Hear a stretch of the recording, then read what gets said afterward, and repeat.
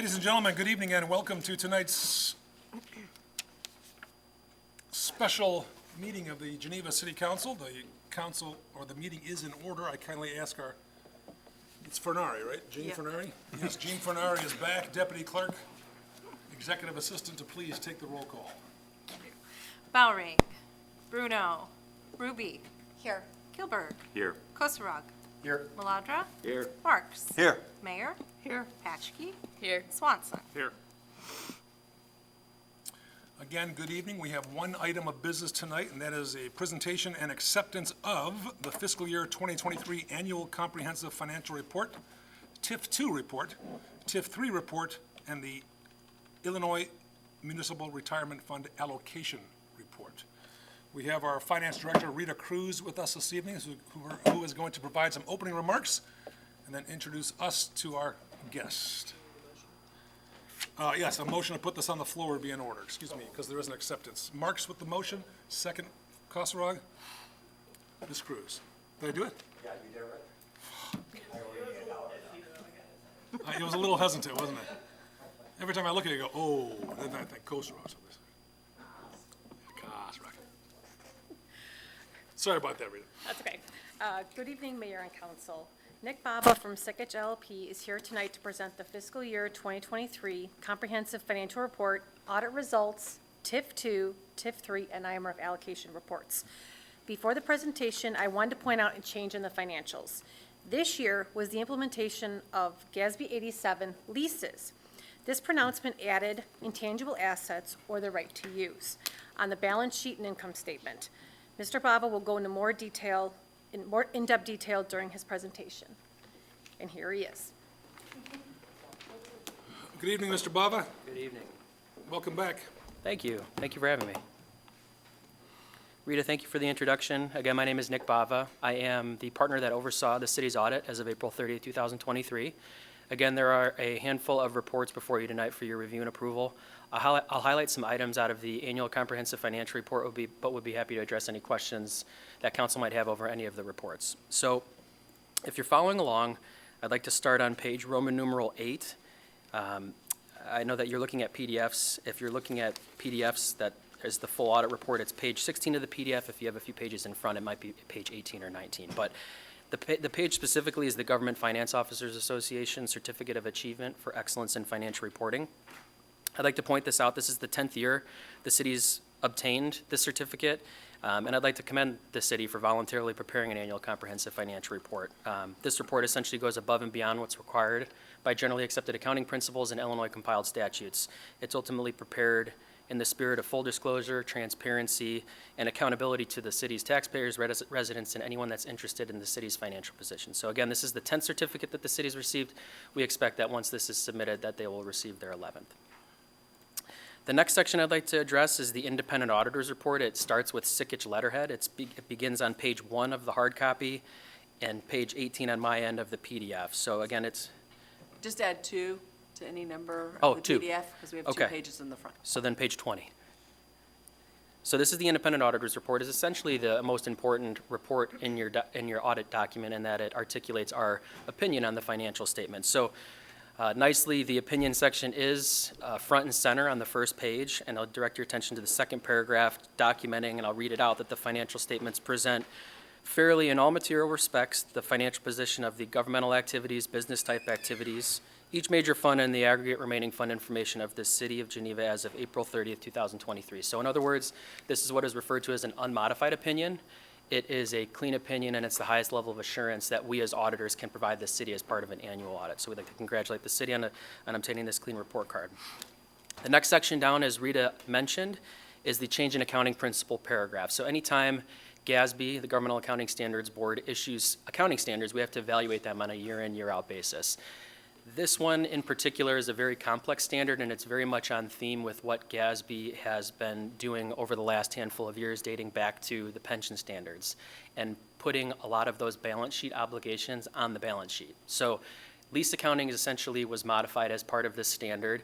It consolidated the capital lease reporting and the operating lease reporting into just one consolidated accounting standard associated with leases. So you had to evaluate any lease obligations of the city from a lessee perspective. If you're paying on a lease agreement, or a lessor perspective if you're collecting on a lease agreement. So this applied from both perspectives to the city. The city leases with Enterprise. There's a fleet for public safety and public works vehicles. So those previously were reported as capital leases. They were modified in order to comply with the standards set by GASB 87, which resulted in a small change in accounting principle, restatement, nothing major, and it's totally in line with what is required by the standard. From a lessor perspective, the city does have cell tower agreements, and those are long-term agreements where the city's collecting on a monthly or annual basis. So now you'll see a lease receivable offset by a lease deferred inflow of resources in your financial statement. So again, there's no modification to our opinion because of this. It's just a requirement that the city has to go through, and I'm pleased to report that with the help of Rita and Heather, it went well because there was a decent amount of lease activity here at the city.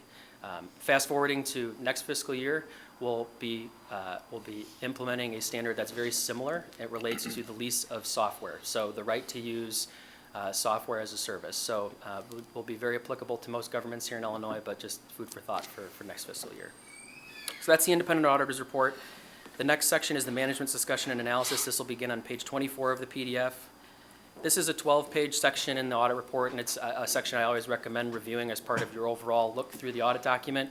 It's management's opportunity to provide some context in terms of what occurred during the fiscal year. So comparing fiscal year 2023 to 2022, it was prepared by management and reviewed by us to ensure it's consistent with GAAP and with the financial statements, but again, always a section that we recommend reviewing.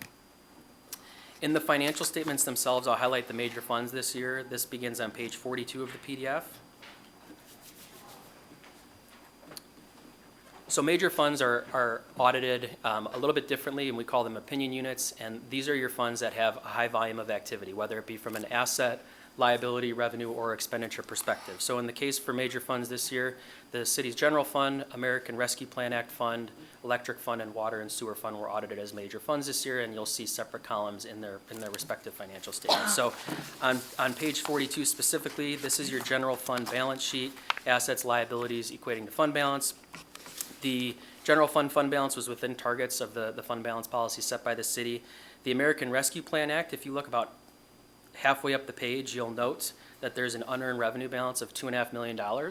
That represents the unspent American Rescue Plan Act dollars as of April 30th, 2023. So friendly reminder, these dollars have to be obligated by December 31st, 2024, and then spent by December 31st, 2026. In fiscal year 2023, I just would like to note that the city did spend about $470,000 of American Rescue Plan Act allocated between the general capital projects and one of the utility funds. Governmental funds income statement begins on page 44. So these are your revenues, expenditures, equating to net change in fund balance.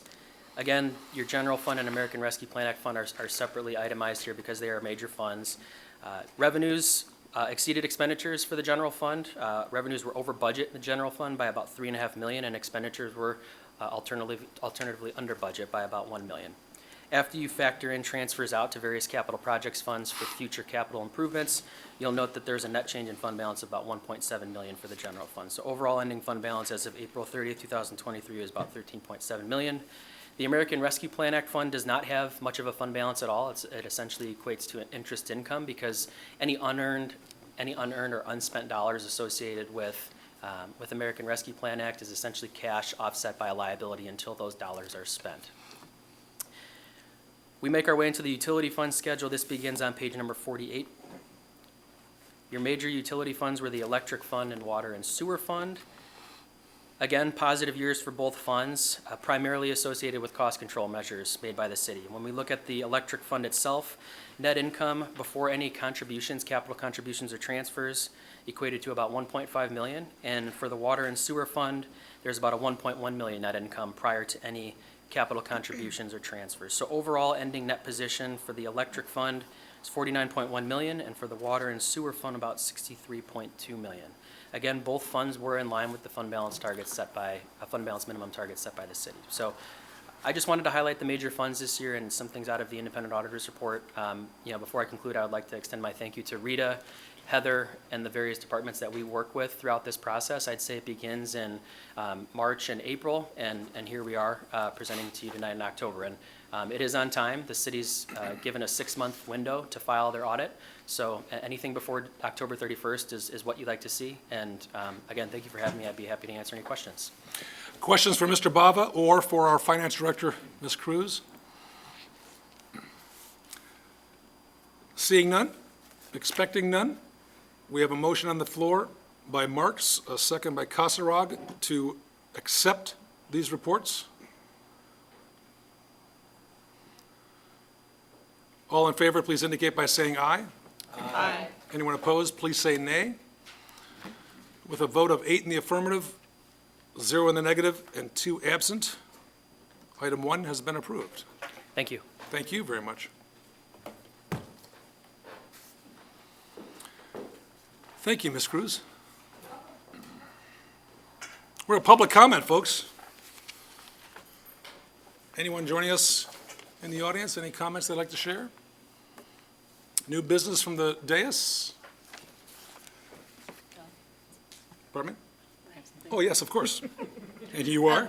Since I was asked earlier this evening, I just wanted to let everybody know that we did receive all of the letters of support from all the various taxing bodies. So that information has all been compiled and sent to Senator DeWitt's office for our TIF2 extension request, which will go to the legislature during the veto session. So hopefully by the end of the veto session, we will know whether or not that has been approved. If there's nothing else, I'll entertain a motion to adjourn this special city council meeting. So moved. Alderperson Marks makes the motion. All in favor of adjourning, please indicate by saying aye. Aye. Anyone opposed? We are adjourned, ladies and gentlemen.